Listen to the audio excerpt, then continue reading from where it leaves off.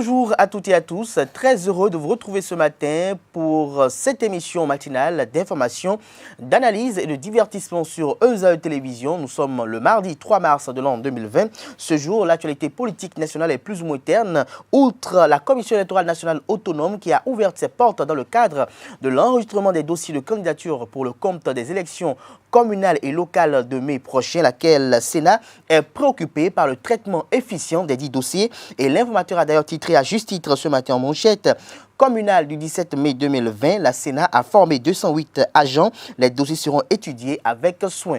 Plus de précisions dans un instant à travers la présentation de quelques-unes de journaux parus ce matin sur l'ensemble du territoire national. Juste après cela, à suivre le bulletin matinal d'information sur Frimatin pour prendre le pouls de l'actualité d'ici et d'ailleurs. Dans le décryptage de l'actualité avec Al Kitome, nous reviendrons sur la crise qui secoue le parti politique Force Kori pour un Bénin émergent. Le parti politique a connu une rencontre ou une réunion de réconciliation dans le département du Borgo, laquelle réconciliation paraît hypothéquée. Nous en parlons dans un instant sur Frimatin. La page des sports sera une présentation de Larios Adiagbenon et les prévisions astrologiques viendront mettre un terme à cette émission que nous avons beaucoup de plaisir à vous présenter. Bienvenue à tous, bonjour. Tout de suite, la une des journaux.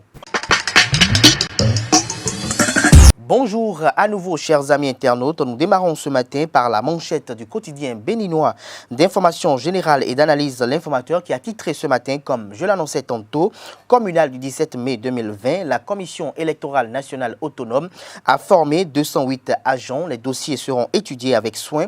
Des précisions dans les colonnes de la parution de ce matin de L'Informateur. Toujours à la une de L'Informateur de ce matin, financement des associations estudiantines, de nouvelles conditions fixées, des précisions à la page 4 de la parution de ce matin de L'Informateur. Dépôt des dossiers de candidature, course contre la montre dans les états-majors des partis politiques. Remarque à L'Informateur ce matin des précisions dans les colonnes de sa parution de ce jour. Journal École à l'oreille droite de la une de L'Informateur. Sens des cadeaux le jour de la Saint-Valentin. Un plaisir transformé en nécessité. Titre le journal École de L'Informateur ce matin à la une, à découvrir lequel journal École des étudiants en journalisme à l'École supérieure d'administration d'économie, de journalisme et des métiers de l'audiovisuel ESAE dans l'école de la parution de ce matin de L'Informateur. Les pharaons en manchette ce matin, projet de loi portant régime financier des collectivités locales et territoriales, la thérapie pour une meilleure gestion des communes, vous est publié dans l'école de la parution de ce matin du Canard. Toujours à la une de Les pharaons de ce matin, animation de la vie politique, Léon Banibio Bigou dévoile les coulisses de la rencontre Thomas Bouniaï et Valentin Aditi Houdé. Nous passons à présent au quotidien Le Béninois Libéré. Propos régionalistes d'un responsable des forces Kori pour un Bénin émergent FCBE. Rachidi Badamassi saisit la Cour constitutionnelle et menace l'intégralité de la requête adressée au président Joseph Diogbenou. Vous est publié dans les colonnes de la parution de ce matin du quotidien Le Béninois Libéré. Le Soleil Bénin Info, ou Soleil Levant plutôt, excusez-moi du moins, Soleil Levant en manchette ce matin. Communale de 2020 dans la commune d'Abomey-Calavi, Georges Bada reçoit le soutien de la haute autorité royale du Bénin. L'économiste à présent. Recherche de financement, la stratégie du Ghana triomphe sans l'aide au développement. Des précisions dans les colonnes de la parution de ce matin de L'Économiste. Le matinal qui titre en manchette ce matin, municipalité de Parakou, Charles Toko, des adieux pour mieux revenir. Le maire fier de ses performances, souhaite la réélection de tous. Nous restons toujours à la une de le matinal de ce matin. Mesures en faveur des PME PMI, la Société nationale d'eau du Bénin décrète la gratuité du raccordement à l'eau. Des précisions à la page 9 de la parution de ce matin du Canard. Fraternité à présent, dépôt des dossiers pour les communales de 2020. La Sénat prête les partis politiques s'affaire. 0 dossier enregistré hier. Toujours à la une de Fraternité de ce matin, unité d'action et présentation d'une liste FCBO communale. Les sages du Borgo, la piste miracle des Kori. Matin libre à présent, réconciliation de Parakou. Pourquoi ça craint toujours chez les FCBE, s'interroge le confrère. Des précisions sur son interrogation et son inquiétude à la page 2 de la parution de ce matin, de sa parution de ce matin. Nous restons toujours à la une de Matin libre de ce matin. Opinion du docteur Fidèle Sonon, risque de ni démocratie ni développement. Des précisions à la page 8 de la parution de ce matin du quotidien Matin libre. La Nation pour mettre un terme à la une des journaux de ce matin. Dématérialisation de l'état civil, cap sur la phase décisive et amélioration du climat des affaires, raccordement gratuit à l'eau potable pour les PMI et PME. Ce sera tout pour ce bulletin, pour la présentation de cette une des journaux. journaux. Les quotidiens sont disponibles dans les kiosques au prix de 300 francs CFA. Ils sont également disponibles en ligne. Nous passons à présent au bulletin matinal d'information sur Free Matin. La Commission électorale nationale autonome a tenu ce lundi 2 mars 2020 une séance de formation des agents d'appui de la Sénat pour la réception des dossiers de candidature au champ d'oiseaux de Cotonou. Ils sont au total 176 agents et 32 cadres de la Sénat à être concernés par la dite formation. Cette activité intervient dans le cadre du démarrage hier lundi de la phase d'enregistrement des dossiers de candidature des partis politiques pour les élections municipales et communales de mai prochain. La séance a été présidée par la vice-présidente de la dite institution, Geneviève Boko-Nadjo, qui a invité les agents à la discrétion, à la loyauté, à la neutralité, surtout en toute action et entreprise. Selon le nouveau code électoral, les partis politiques désireux de participer aux élections, de présenter des candidats dans tous les 546 arrondissements du pays, chaque parti politique est appelé à fournir au total 3630 candidats titulaires comme suppléants. L'enregistrement des dossiers de candidature pour le compte des élections communales et municipales du 17 mai prochain a démarré ce lundi 2 mars 2020 et prendra fin le mercredi 11 mars prochain. Le médiateur de la République, Joseph Yononfou, s'est adressé dans la matinée de ce 2 mars aux populations béninoises et aux différentes institutions impliquées dans le processus d'organisation des élections communales et municipales de 2020. Au siège de son institution, le médiateur de la République invite à la promotion de la paix et de la concorde nationale. Il exige que toute action doit reposer sur le trépied fraternité, justice, travail. Pour plus de détails sur le message du médiateur de la République rendu public hier, je vous invite à suivre Joseph Yononfou au micro de nos reporters. C'est un cri de cœur que je voudrais conjuguer en cœur avec tous les citoyens. Et ils sont très nombreux. Épris de paix. Sur le terrain de la recherche du dialogue et de la paix, que l'on soit de l'opposition, que l'on soit membre de la mouvance, tous les citoyens ont une soif de paix. En effet, sans elle, la vie en famille est impossible. Sans elle, la société se retrouve sens dessus-dessous et est bouleversée. Sans elle, aucune harmonie sociale ne peut être possible. Sans elle, le processus de développement est gravement compromis. Chers concitoyens, les élections communales et municipales sont des consultations fondamentales. Elles constituent la base de tout processus de démocratie. Nous devons ainsi mener la campagne dans la dignité et avec responsabilité. Nous devons conduire les préparatifs dans la cohésion sociale. La convivialité doit être notre mot de ralliement.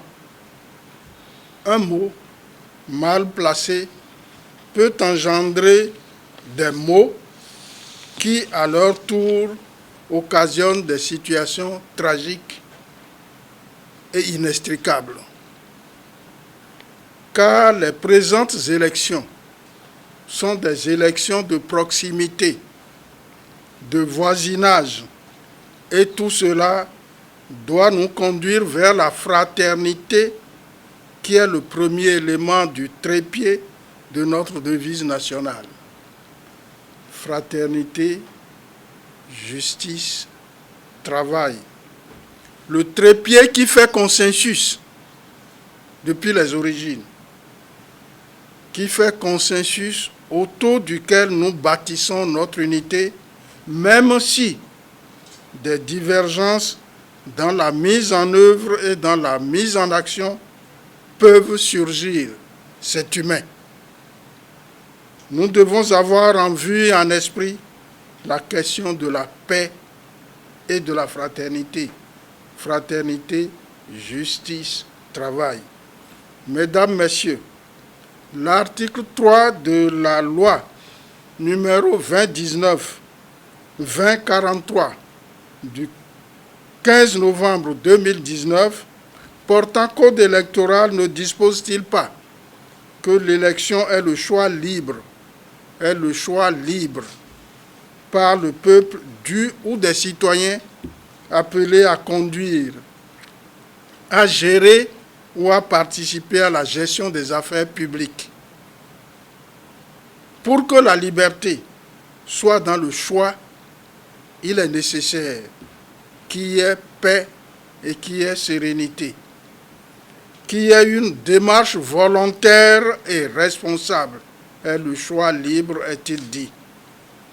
Le médiateur de la République, selon la loi qui le fonde, autorité administrative indépendante et prise de paix et à la recherche de la concorde nationale, nous exhorte tous à prendre part massivement aux consultations du 17 mai 2020 dans la joie, dans la vigilance, pour que rien n'entrave notre détermination à construire un Bénin digne, responsable et prospère. Le terrain de sport du collège d'enseignement général Seuge 1 de Zobodomé dans le département du Zou a servi de cadre ce samedi 29 février à la cérémonie officielle de nouvelle adhésion au parti politique Bloc républicain. Désiré Vodonou et son mouvement politique Miklirado étaient en effet les nouveaux adhérents à cette formation politique de la mouvance présidentielle au Bénin. En effet, Désiré Vodonou, baron politique de la 24e circonscription électorale, anciennement membre influent du parti de la coalition Union fait la Nation, ayant soutenu Adrien Oumbedi lors de la présidentielle de 2011, avait finalement déposé ses valises au PRD à sa sortie de prison. Insatisfait ou déçu, il a claqué la porte du PRD il y a quelques semaines. Retour sur la quintessence de son discours d'adhésion au parti politique Bloc républicain. Bâtissons cet événement qui nous réunit ce jour, l'unité dans la diversité face aux enjeux de développement de notre cher pays, le Bénin. Cela dit, il me plaît d'emprunter à Steve Jobs cette réflexion afin d'attirer notre attention sur le sentier de notre vivre ensemble que nous ouvrons aujourd'hui. Je cite, « Les meilleures choses qui arrivent dans le monde de l'entreprise ne sont pas le résultat d'un seul homme, c'est le travail de toute une équipe. » Par ces mots, je nous exhorte, militantes et militants du Bloc républicain, en abrégé BR, à resserrer les rangs sans calcul politicien, afin de ratisser l'âge au soir des joutes électorales qui planent à l'horizon et de mériter davantage la confiance doublée d'estime du chef de l'État, le président Patrice Talon. Mesdames, Mesdemoiselles et Messieurs, nous sommes venus d'horizons divers et de différentes obédiences politiques dans la perspective de former un corps politique monolithique. En conséquence, cela exige de chacun de nous de payer un lourd tribut. Faire fi de nos intérêts égoïstes qui hypothèquent le vivre ensemble et mettre sérieusement en difficulté l'intérêt général, lequel doit guider quotidiennement les pas des uns et des autres. Nous avons donc l'impérieux devoir d'accompagner le président Patrice Talon dans son élan de développement de notre pays. Il nous appelle tous à la construction de notre pays, puisque je suis sûr, il est convaincu, comme son aîné Jacques Chirac, qu'il a plus d'idées dans deux têtes que dans une. Il nous revient alors, filles, fils du Zou et du Bénin tout entier, de nous unir dans la dynamique voulue par le célèbre physicien et pluridisciplinaire Isaac Newton, au travers de cette pensée qui n'est plus à démontrer. Lorsque deux forces sont jointes, leur efficacité est double. La légende Zinedine Zidane renchérit. Les performances individuelles, ce n'est pas le plus important. On gagne et on perd en équipe. En termes clairs, posons-nous constamment ces deux questions. 1. Que pouvons-nous apporter chacun à notre arrondissement, à notre commune, en un mot, à notre pays, loin des caméras? Que faisons-nous? 2. Que faisons-nous individuellement pour l'ancrage du BR dans le Zou et le Bénin en nous inscrivant dans cette logique? Voilà à quoi, militantes et militants, mesdames, mesdemoiselles et messieurs, nous devons nous en tenir fermement. Tenez, dans la patience et le don de soi, j'en suis persuadé, chacun sera récompensé au moment opportun à sa juste valeur. Déposons donc sur la rive de l'oubli les clivages et querelles intestines en ayant présent à l'esprit que le développement de notre pays s'impose à nous à travers la réalisation du programme d'action du gouvernement, qui est déjà dans sa phase active. La vision du chef de l'État est de faire de toutes les communes du Bénin, et sans distinction, aucune des modèles de développement exportables. Mesdames, Mesdemoiselles et Messieurs, militantes et militants du Bloc républicain, comme pour avertir et nous sensibiliser, se réunir est un début. Rester ensemble est un progrès. Travailler ensemble est la réussite, disait Henry Ford. C'est pour signifier que la guerre de leadership dans toute communauté ou groupe social inhibe les combats et porte en torse à la victoire.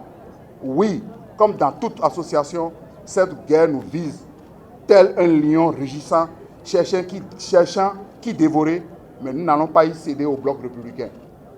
Les citoyens en âge de voter et dont les noms figurent sur la liste électorale pourront prendre part aux élections municipales et communales du 17 mai 2020, même si ceux-ci ne détiennent pas leur carte LEPI. Ainsi en a décidé un arrêté du ministre de l'Intérieur et de la Sécurité publique, Saka Lafia, en date du jeudi 27 février 2020. Ceci en application de l'alinéa 2 de l'article 12 de la loi numéro 2019-43 du 15 novembre 2019 portant code électoral en République du Bénin, qui dispose « Nul ne peut voter s'il ne détient une pièce d'identification ». D'après l'article 1er de l'arrêté ministériel, les électeurs peuvent justifier leur identité lors du scrutin par l'une ou l'autre des pièces ci-après, à savoir la carte de la liste électorale permanente informatisée LEPI, la carte d'identité nationale, la carte d'identité biométrique aux normes de la Communauté économique des États de l'Afrique de l'Ouest CEDEAO, le passeport, le permis de conduire, la carte d'identité professionnelle pour les personnels en uniforme,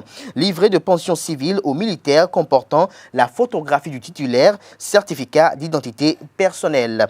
En Côte d'Ivoire, pour finir, Alassane Dramane Ouattara doit s'exprimer ce jeudi 5 mars à Yamoussoukro devant les deux chambres du Parlement réunies en congrès. Un discours sur l'état de la nation qui revêt un caractère bien particulier alors qu'une réforme de la Constitution est imminente et que l'élection présidentielle se tient dans moins de 8 mois. Ce sera tout pour la présentation de ce bulletin matinal d'information. Le rendez-vous est pris pour la grande édition du journal télévisé sur EZA Télévision avec Anifat Boukari à 19h. Nous passons à présent au décryptage sur l'actualité avec Karl Kitomé. Karl Kitomé, bonjour à vous. Bonjour Abdelkader Achirou, bonjour à vous chers fidèles de Zawe TV. Alors quelques tenors du parti politique Fosco et Première Émergence se sont retrouvés dans le département du Borgo ce week-end pour essayer une réconciliation. Quelle appréhension vous en faites de cet acte posé? Je crois que les membres de ce parti Fosco et Première Émergence s'éloignent de plus en plus de la porte de sortie. La solution est là, mais à cause des égos, les uns les autres refusent de se voir, de se parler franchement, d'essayer d'enterrer la rage de guerre et pour espérer aller de l'avant.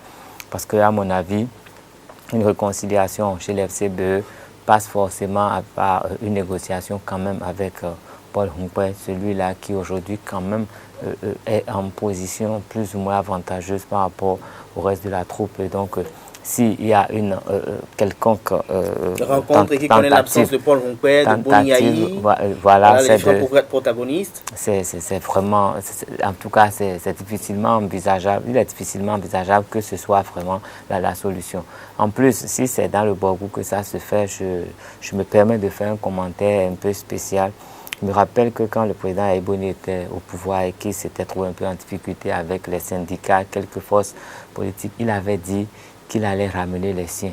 Et en parlant des siens, il a fait recours quand même à une certaine région. Et si aujourd'hui, quand il y a un problème dans son parti, c'est là qu'on va pour essayer de trouver la formule. Je crois qu'il y a mal donne. Il y a mal donne parce que nous ne pouvons pas être amnésiques. Tout ce que le président Aïboni a dit est quand même là, c'est écrit. Nous savons ce qui a été fait, nous savons là où le bas blesse. Et il ne faudrait pas enfoncer le clou là où ça ne va pas. On peut envisager la sortie de crise de FCBE n'importe où. Mais quand on se rapproche de là où il dit là les siens, il va les ramener, il a fait toutes les menaces. Quand il avait quitté le pouvoir, c'était à l'aéroport de Tchaourou qui s'était, à l'aéroport quand même, qui était dans cette partie du Bénin qui s'était rendu et qui avait créé des problèmes. Donc je pense, et puis quand il y a eu échauffourée, tout ce qu'il y a eu, c'est un peu entre Tchaourou, Parakou et tout. Donc je pense que le mieux, c'est de bien penser la situation géographique de tout ce qui doit être fait et de voir quel acteur doit être là et essayer quand même d'aplanir les points de difficulté. Et à mon avis, ce qui a été fait à Parakou, pour moi, ne fait qu'aggraver la crise. Il ne se rapproche pas du tout de la solution. Hier, la période de dépôt des dossiers a été ouverte et pendant ce temps, c'est une réconciliation. Bon, alors qu'on devait s'affairer pour le dépôt des dossiers. C'est une réconciliation qui, à mon avis, ne résout pas le problème qui a lieu au sein des FCBE. Et la période de dépôt des dossiers n'est pas éternelle. Elle va se fermer bientôt.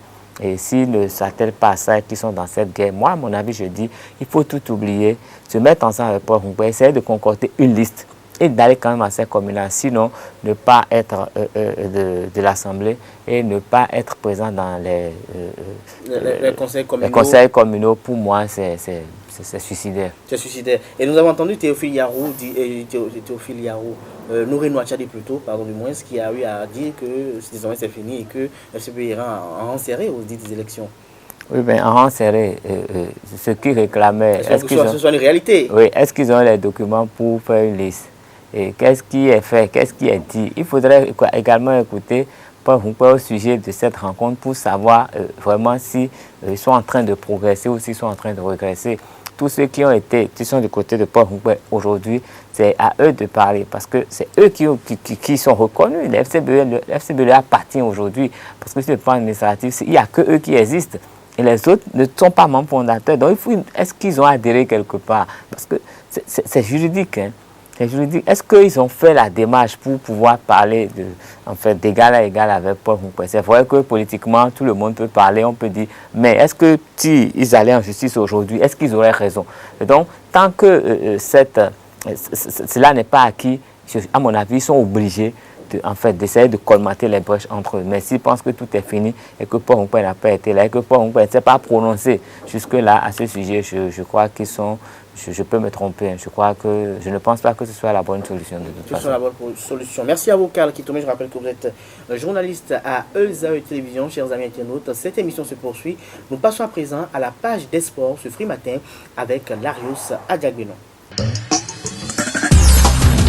Bonjour à tous. En clôture de la 17e journée de la Vitalor Ligue 1 ce lundi au Centre d'excellence de football de Misrete, ESAE Football Club a fait match nul contre les Dragons FC de Lomé, un but partout.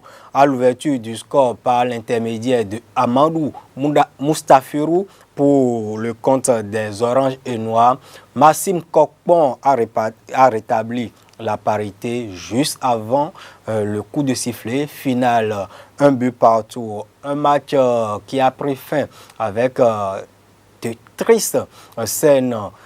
Suivez ici la réaction des supporters des Dragons FC de Lomé après le coup de sifflet final. Ces supporters contestent le pénalty sifflé à la dernière seconde de ce match ou du temps additionnel pour ESAE Football Club.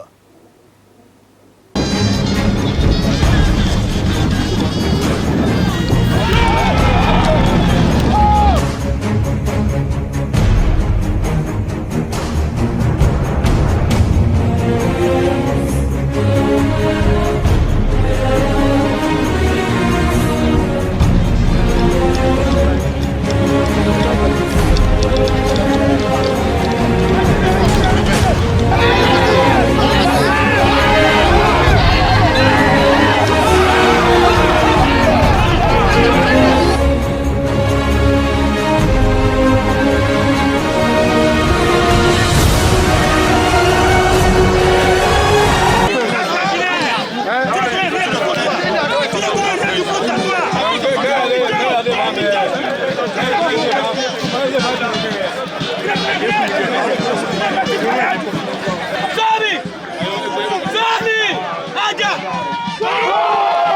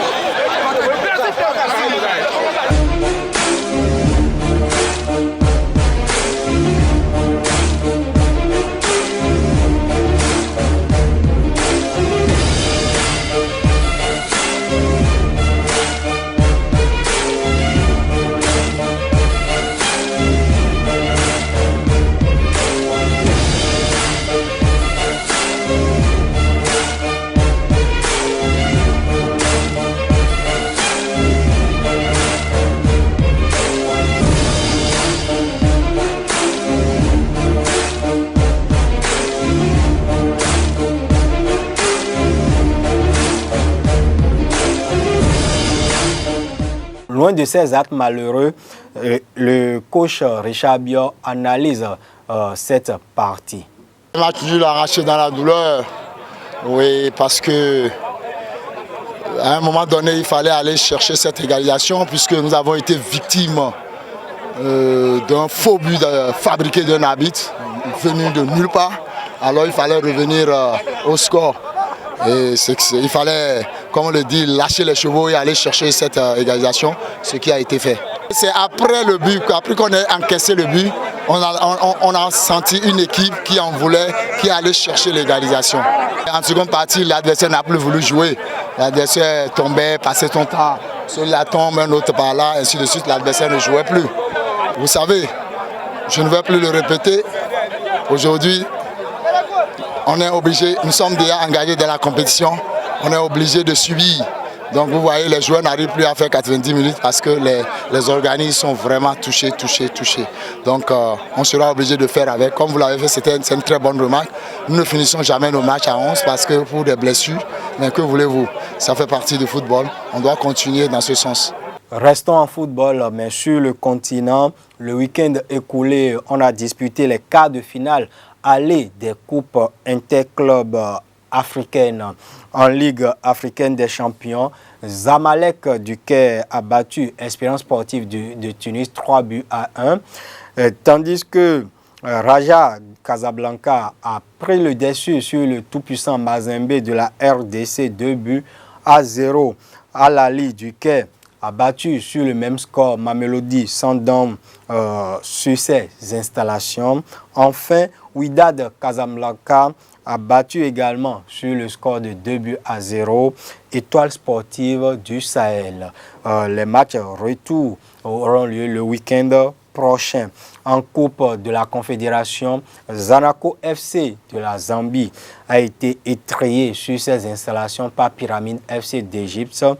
Al-Masri a été tenu en échec 2-partout par Renaissance Sportive Berkane. AL Nasr a été battu, a été humilié sur ses installations par Hassania Agadir du Maroc, 5-0. Eimba et Roya AC de Guinée ont fait match nul, 1 partout. Restons au niveau de la Confédération africaine de football pour annoncer la démission du secrétaire général de l'instance fêtière du football africain, le Marocain Mouad Hadji, qui était venu au poste le 11 avril 2019.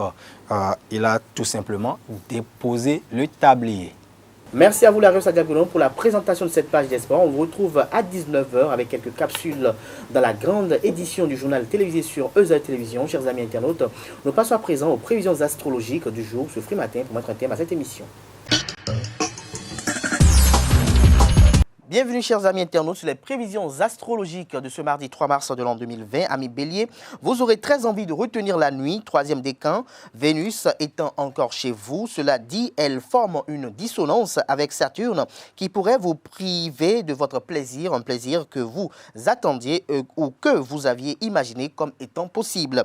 Toutefois, vous serez éventuellement en bonne compagnie et très désireux de prouver votre amour, mais il se peut que l'autre ne soit pas du tout au diapason et que vous soyez déçu et finalement très frustré de ne pas pouvoir conclure, amis taureaux. Hélas, si vous êtes du 3e décan, Vénus et Saturne sont fâchés et vous pourriez vous sentir frustré parce que votre partenaire se montrera plus distant ou distante que d'habitude. Cette planète possède tout pouvoir sur votre signe qui est son domicile et ces aspects sont donc plus importants pour vous que d'autres. Toutefois, Vénus sera aussi en phase avec la Lune et on peut penser que c'est plus une question de confort qui vous ennuiera qu'un problème amoureux. Amis Gémeaux, la Lune étant chez vous, 3e décan, vous rêverez plutôt d'une soirée romantique où vous pourrez vous laisser aller à vos sentiments. Mais non, quelque chose vous retiendra, c'est en tout cas ce que dit la dissonance entre Vénus et Saturne, déjà active depuis 2 ou 3 jours et qui est généralement privative, frustrante. Vous risquez aussi, dans certains cas, d'apprendre le décès d'une personne que vous avez connue par le passé ou de vous sentir un peu seul. Cancer, né après le 15 juillet, vous serez sensible à la dissonance entre Vénus et Saturne qui peut vous plomber un peu la journée parce que quelqu'un manquera à l'appel. Vous pensiez peut-être voir ou revoir une personne pour qui vous avez des sentiments et cette personne renoncera ou pourrait même vous poser un lapin. La meilleure des choses à faire, c'est de vous préparer à cette éventualité ou si cela se fait quand même, de vous attendre à une ambiance pas très sentimentale. Amis Lion, né après le 17 août, vous passeriez une agréable et douce soirée si quelqu'un ne venait pas jouer les troubles fêtes ou alors c'est un détail très trivial qui vous dérangera. Quoi qu'il en soit, vous serez un peu contrarié et la soirée ne sera pas aussi parfaite et amusante que vous l'aviez imaginé ou espéré. Mais arrive souvent quand les poissons sont aux commandes jusqu'au 20 mars, qu'on se fasse des idées et qu'on soit déçu par la réalité. C'est peut-être ce qui se passera dans la journée ou la soirée. Balance, Vénus et Saturne se regardent en chien de faïence. Si vous êtes né après le 17 octobre, n'attendez rien des autres. Scorpion, il n'est pas sûr que la conjoncture vous touche vraiment. Toutefois, on risque de vous reprocher d'être insensible, mais ce sera une attitude de défense, pas de l'égoïsme. Sagittaire, les sentiments sont là, vous pouvez en être sûr, mais l'autre aura du mal à les montrer. Peut-être qu'il ou elle est trop pudique ou craint un manque de sérieux de votre part. Il arrive que vous ne soyez pas très rassurant parce que vous êtes là sans être vraiment là. Capricorne à présent, alors que vous devriez révéler vos sentiments, qu'ils soient positifs ou négatifs, il y a quelque chose qui bloque en vous. Troisième décane, il faudrait savoir d'où vient ce blocage. Le débusquer serait la meilleure manière de ne plus avoir à le subir quand on prend conscience qu'on comprend d'où vient tel ou tel comportement qui joue contre vous. C'est déjà un très important pas de franchi. Verseau, Lune et Vénus en harmonie pourraient vous offrir une tendre soirée, mais avec la dissonance de Saturne, vous vous regarderez agir et serez coupé de vos sentiments. Amis Poissons, pour finir, premier décane, Mercure rétrograde chez vous et retournera mercredi en Verseau, emportant avec elle, mais provisoirement, ce que vous pensiez être une intéressante proposition. Chers amis internautes, c'est sur ces prévisions astrologiques que je mets un terme à Free Matin de ce matin. Merci pour l'attention et à demain.